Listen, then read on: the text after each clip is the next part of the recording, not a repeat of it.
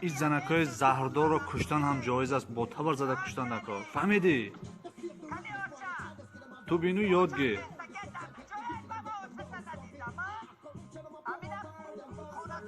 اوپ. ای تنجمه دوستان چی شد؟ هیچ چیز نه، با من اهمیت نده. تو قرآن کرد را. من زنم؟ منم میزنم.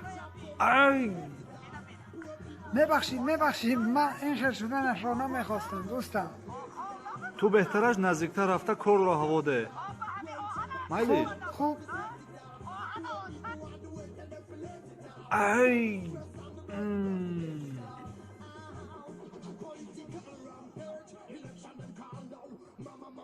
دسته کرد ایراک قرآن کار در اینجاست. کار چیز؟ در اینجاست. نفهمیدم. کار در اینجاست. دستش در روی وی زهر ناک.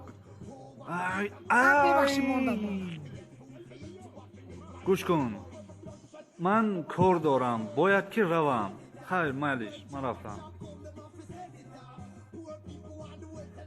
سیم به دست افتیده نزدیک نکنید. نترسین. این مارها موسیقی را دوست ندارن. تو فقط نترس. اینها موسیقی را دوست ندارن. حاضر من سرود میخوانم اینها تو را نمیگزن. نترس فقط دوستم. میدونی چی؟ تو در دلم زدی. های مایلو. اوپ.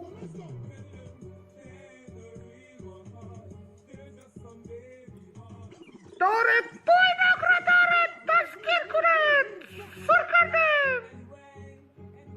ما جدا میشویم. خوب